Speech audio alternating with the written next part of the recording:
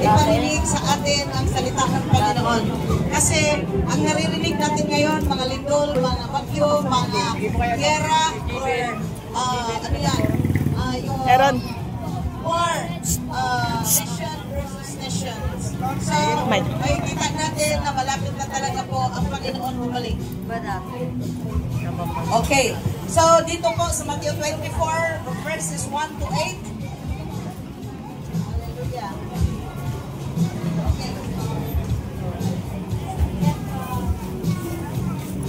Okay, Matthew 24, verses 1 to 8. And Jesus went out and departed from the temple, and his disciples came to him for to show him the buildings of the temple. And Jesus said unto them, see ye not all these things? Verily I say unto you, there shall not be left here one stone upon another that shall not be thrown down.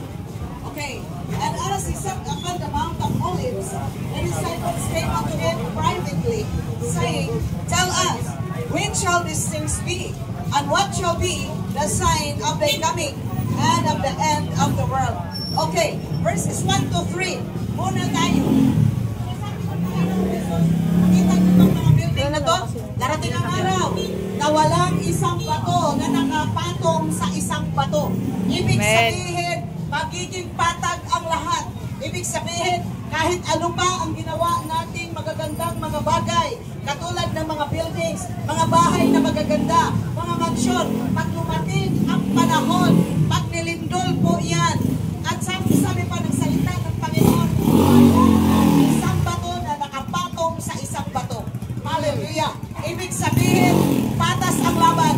Lahat po, patag na lahat. So ano na kaya ang itsura ng ating mga buhay pag ang ating bahay ay nag-flatten na? So, ngayon po ang panahon na dapat nating ma-realize, lalo na sinasabi na meron daw big one, para daw sa atin ang big one.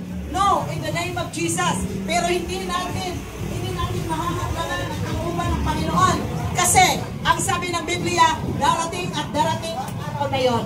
Ang ating mahahadlangan na hindi tayo mapunta sa impyerno pag tayo ay kinuha na. Kung meron tayong Jesus sa ating puso, sa ating buhay. Kasi siya lang ang tanging tagapagligtas natin. Pero hindi talaga ililigtas lang ang ating katawan. Bagkus ang ating kaluluwa ang kailangang iligtas ng Panginoon. Dahil lahat tayo ay darating sa hanggunan. Lahat tayo merong due date dito sa sanlibutan. Kahit walang bagyo, kahit walang lindol, kahit pa maayos ang panahon, may namamatay. Dahil ang tao ay hindi maging bato dito sa sanlibutan. Bagkus may kamatayan ang tao. Kaya dapat we should realize that Jesus is our Lord and our Savior. We need Jesus because we will not, hallelujah, spend long here on earth. Yes, hallelujah. Dahil kahit hindi pa natin kilalanin si Panginoong Jesus, alam na Panginoon kung anong kanyang gagawin. At kahit hindi pa natin siya kilalanin, hindi natin siya pagsilbihan. Pero yung ating buhay nanggagaling po sa Kanya. Tayo isnap tayo pag may nakita natin na nagpipreach ng Word of God. Pag may nagdadala ng Biblia, parang diring-diri ang iba. Pero yung iba naman, praise God, okay din naman. Pero masasabi ko sa ating mga buhay, lahat po tayo babalik at babalik sa ating Creator na Panginoon. Hallelujah! Sasabihin ko sa inyo, dalawa lang ang paglalagyan ng tao. Mamimili ka po. Pwede ka sa impyerno, pwede ka din sa langit. Hallelujah! Hindi dahil sa mga bisyo nyo, kaya ma-impyerno tayo. Hindi dahil sa mabait ka, kaya malangit tayo. Tayo po ay papunta ng langit pag meron tayong Kristo sa ating puso. Kahit sino ka pa man, kahit ano ang buhay natin dito sa sanlibutan, pero kung tinanggap mo si Panginoong Jesus bilang Panginoon at tagapagligtas, ang sabi ng Biblia, ikaw ay bibigyan ng karapatan ng Panginoon na maging anak ng Diyos. Kung anak ka, saan ka uuwi? Uuwi ka sa Kanyang kaharian. Dahil lahat ng tao patas ang laban. Maganda, hindi maganda, pangit, matangkad, mababa ang ating height. Pero sa Panginoon, ang kailangan ng Panginoon ang ating kaluluwa. Iba't iba man ang ating katayuan. Mahirap man o mayaman, ang kaluluwa natin Panginoong Jesus bilang Panginoon at tagapagligtas. Dahil darating at darating ang araw. Hallelujah! Kahit hindi natin gusto, ang Mount Canlaon pumutok. Hindi natin gusto ang lindol, pero lumindol po. Lahat ng mga pangyayari ay hindi mapipigilan. At yung mga pangyayari iyan, hindi po dahil sa mga politicians.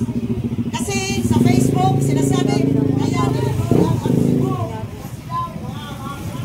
No, there has nothing to do with ang kurakot na magkalindol ang lugar. Dahil gawa po yan ang kalikasan. Meron pong mga fault lines. May mga nakakabang po na ginawa ng Panginoon na ang siyang tatapos ng ating mga buhay. Kaya grasya lang ng Panginoon na beauty pa tayo ngayon. Grasya lang ng Panginoon na tayo ay buhay pa ngayon. Kaya while we are still alive, we need to receive Jesus. We need to receive Jesus. Hallelujah! Jesus as your Lord and Savior. Tanggapin niyo po si Panginoong bilang Panginoon at tagapagligtas dahil siya po ang ating kaligtasan. Wala pong magawa kung anuman. Walang magawa ang ating mga pa-beauty dyan. Walang magawa ang lahat ating kinakain. Lahat ng pampaganda, pampakinis. Walang magawa po dyan pag kinuha tayo ng Panginoon. Pagkatabunan po tayo according to the Word of God. Walang isang bato na nakatungtong sa isang bato. Darating ang araw niyan. So alam na natin kung ano nangyayari. Tinigong na malakas yan. Hallelujah. At nakita natin, natikman na ng ibang mga kababayan natin. Pero tayo din naman siguro ay nakatikim-tikim na din ng ito. Nakatikim-tikim na din ng ito. Aming mga Tagalite, mga Bisaya yan. O dili Bisaya yun, o di Bisaya gadyon. O ingon pa, mga waray. At sila po ay nakatikim na ng Yolanda. Hindi po masarap. Pero nung matapos ang Yolanda, matagal-tagal, balik tayo sa ating kasiaw. Hallelujah. Sana let us maintain serving the Lord. Let us maintain a relationship with God. May Yolanda, wala. May lindol, wala. May pumutok na bulkan, wala. Let us maintain, hallelujah, serving the Lord. Praise God. Hallelujah. Okay, patuloy po tayo. Binibilisan ko kasi alam ko naman mabilis din ang lakad nyo. Mabilis ang inyong paandar. Kaya mabilisan. Kung gusto nyo mahina-hina na preaching, pumunta kayo sa church. Pwede tayo mag-usap doon. At saka medyo uulan. Pero we have faith in God. We pray God na lalayo sa atin ang ulan. Pero makikita natin lumayo kayo din po ng konti. Hallelujah. Patuloy tayo. Yes, Lord. In verse 4, and Jesus answered and said unto them, take heed that no man deceive you. Hallelujah. Kasi ang mga disipulo nagtanong sa kanya, sabi, kailan ba ito mangyayari ang lahat? Kailan ba ang katapusan? Sabi ng Panginoong Jesus, kailangan magbantay tayo. Na kailangan walang tao na kung sa waray pa, mangunguwat ha iyo. Waray mag-ilad-ilad na to. Dili ka magpauwat, dili magpailad, huwag magpalinlang. Hallelujah. Huwag magpalinlang dahil may marami daw magsasabi na they are the Lord Jesus Christ. Actually, walang taong si Jesus. Si Jesus ay si Jesus talaga, ang totoong Diyos nasa langit. Pero siya, ganun siya kalaki. Pero ganun din siya, papasok siya sa ating puso if we receive Him as our Lord and Savior. Walang pong tao na Jesus Christ. Yung isa na napanggap na si Jesus Christ, nasa kulungan na po. Hallelujah. Kaya huwag masyadong magpanggap at huwag magpa-uwat. Ayaw kita magpa-uwat, mga waray. Hallelujah. Kay Jesus, diri po, hiya tawo. Hiya anaton Diyos. Hallelujah. Ang mga Cebuano, ayaw yun dapat pailan yun, ha? Tungod kay si Jesus, dili tawo. Ang tawo kay Jesus na nasa kulungan. Kaya, hallelujah.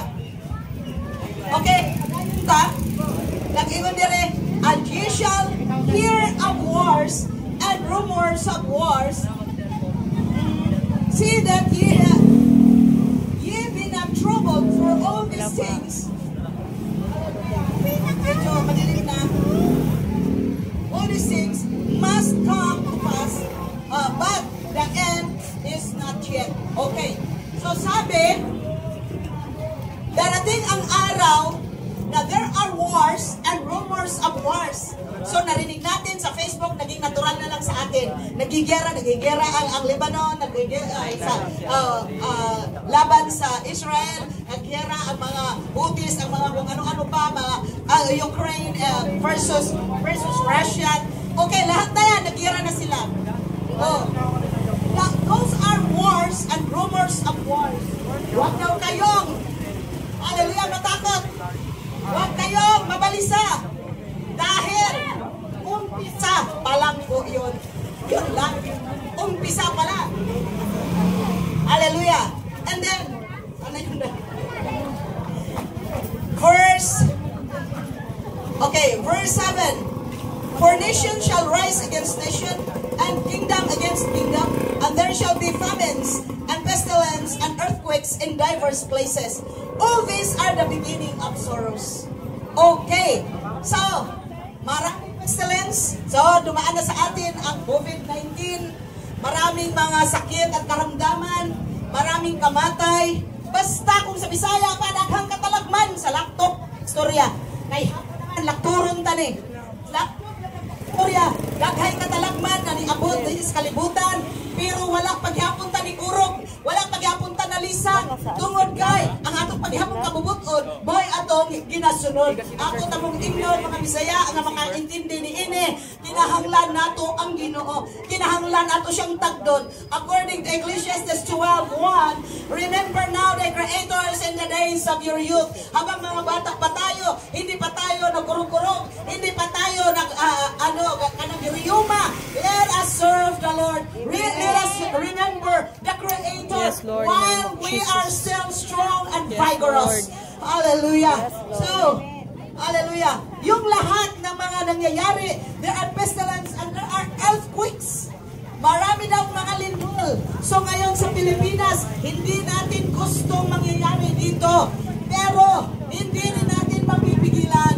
We will pray. Of course, we must pray. Kung takot kayo, takot din kami. Kung hindi kayo takot. Dahil ayaw din naming mauga. Hindi madali ang mauga. Hindi madali kung masira ang bahay. Pero, let us be assured that our soul pasok doon, hallelujah, sa kaligtasan na kung saan in-offer ng Panginoon sa atin. So praise God, yun po ang pinakakailangan natin. Yun po talaga. Kasi ang iniisip natin lagi paano, anong makakain mamaya, anong makakain bukas, kailangan makapag-aral. Yes, huwag kayong mag-alala, hindi po, may pinag-aralan po ako. Baka maisip nyo, sila mag-preach lang yan kasi walang mga kinapos yan. Hindi sila mga busy. Mind you mga kapatid, hindi lang sa paghinambog na lang ta. Graduado po in town ko. Pero, I spend my time serving the Lord. Hallelujah. I am a college graduate, but before my graduation, even before my graduation, hallelujah, I started serving the Lord at the age of 17, 18, 19. I've been preaching on the streets, I've been preaching, hallelujah, on the highways, and even in the jeepneys and in buses, hallelujah, just to serve the Lord, because I really wanted, hallelujah, to serve God, that many people could hear, hallelujah, the word of God, could hear the gospel, because we all need the gospel. The gospel himself is the Lord Jesus Christ. Hallelujah. Hallelujah. Kailangan po natin, maghanap po kayo ng church na kung saan nag-preach ng gospel. Hallelujah. At minsan ang kinatatakutan natin kasi nanghihingi kasi. Hallelujah. Maghanap kayo yung hindi kayo hihingian. Kasi minsan, dahil lang sa mga paghihingi-hingi, contribution na yan, natatakot ulit tayo at hindi na natin ini-entertain ang gospel dahil napipigilan kasi takot tayo na mahihingian or makukuhanan. Praise God, I cannot promise you, but in our church, we will not ask anything from you. Hallelujah. Kung meron dito na may dalang bolsita, may dalang suko, hindi po si Elsifan yan. Hindi po kami nang hihingi. Hindi po singit sa atin. Ang importante po, you should know that Jesus Christ is Lord. You should know that you need the Lord Jesus Christ. He is the creator of heavens and earth, and He is the creator of yourselves. Hallelujah. He is the creator of all human beings. So, kailangan po natin Kasi we don't exist here on earth without God. Baka iniisip lang ninyo na okay lang to. Kasi pag namatay, total naman pag namatay, wala na. Impas na ng utang. Dili po impas na ng utang pag namatay ta. Without the Lord, that is the most disastrous thing if we die without Christ. Because you will straight go to hell. Directly go to hell. So kaya ba natin pumunta sa impyerno? Kaya ba natin harapin ang masakit sa impyerno? Ako ayoko. Kaya I spend time serving the Lord. I have fear in God. We must fear God. Hallelujah. We must fear God. Start serving the Lord. I started serving God at the age of 17. And until now I am 56. Praise the Lord. Hallelujah. I am still serving the Lord. Hallelujah. Let us offer ourselves unto God. Let us ask God that He will enter into your heart right now. In the name of Jesus, in the name of Jesus. Find a church na kung saan nagpipreach ng gospel. Na kung saan nagbabasa ng Biblia at walang tinatago ng mga bersikulo. Find a church na nagtuturo ng maayos. Hallelujah. Kung hindi man masyadong magaling ang magtuturo, basta ang importante, ang Biblia mismo, ang binubuklat, ang siyang binabasa. Bahala ng Panginoon, maiintindihin po tayo. Hallelujah. Kasi minsan, hallelujah. Minsan kasi maiisip natin, ay ayaw ko dyan. Kasi hindi naman talagang magaling magturo yan. Oo, kung magaling na magturo, ikaw na magturo. Madali lang naman yan. Yan ang mananamay, kung kinsay magturo, kung kinsay magaling. Maka ikaw ang magaling, ikaw na magturo. O diba? Hallelujah. You read the Bible and you teach. You preach. Hindi na kailangan mag-aral pa ng kung saan-saan. Pag-aralan lang ang Biblia. Pagkatapos isiwalat mo. Mag-aral ka ng isang bersikulo, sabihin mo sa kapitbahay mo, sabihin mo sa pamilya mo, upang magkaroon ng kaligtasan. Sabi pa man ng Biblia, John 3:3, except a man be born again, he cannot see the kingdom of God. Hallelujah. Kung hindi tayo ipanganak ng maguli, ay hindi natin makikita ang kaharian ng Diyos. Saan po ang kaharian ng Diyos? Hallelujah. Ang kaharian po ng Diyos, the final na kaharian ay doon sa kalangitan. Masarap po manahan doon. Pag ang ating kaluluwa ay kukunin na ng Panginoon, tayo po ay magkikisama doon sa kalangitan, doon sa trono ng Diyos at makikita natin ang kanyang kaluwalhatian. Pero pag inayawan natin ngayon, kaya kami ay lumabas upang mag-share ng Word of God, upang yung ayaw talagang lumapit sa benches, yung ayaw talagang makinig ng salita ng Diyos, ay tayo naman ay makapakinig kahit wild lang na style. Kasi this kind of preaching is just a wild style of preaching. Kasi basta lang hit and miss. Kung sino yung makinig, makinig. Kung hindi, hindi. Kung sino maglalakad, kung sino nag-drive, sige, fight. This is a wild kind of preaching. Hallelujah. That's why you have also a wild preacher. Matandang babae na biyuda, wild preacher. Hallelujah. Yes, hallelujah.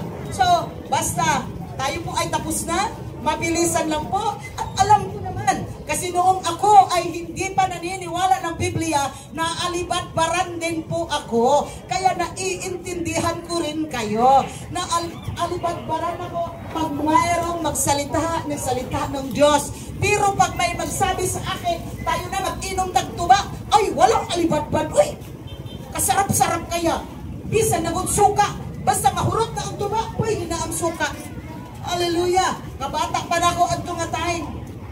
Pero, that time that I received the Lord Jesus Christ as my Lord and Savior, the Word of God is very sweet in my ears. Amen. The Word of God is very much wonderful to hear. Hallelujah.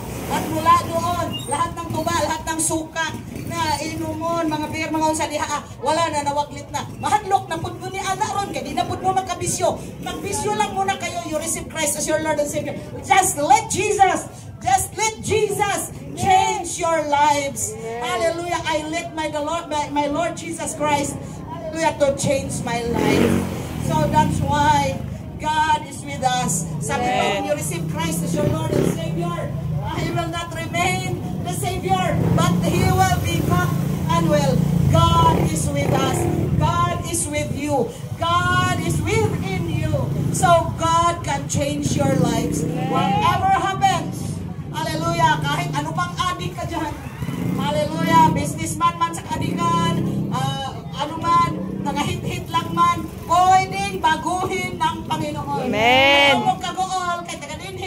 tayo natural, di haratas ramblers, pag kita-kita, punta na magsukli-sukli.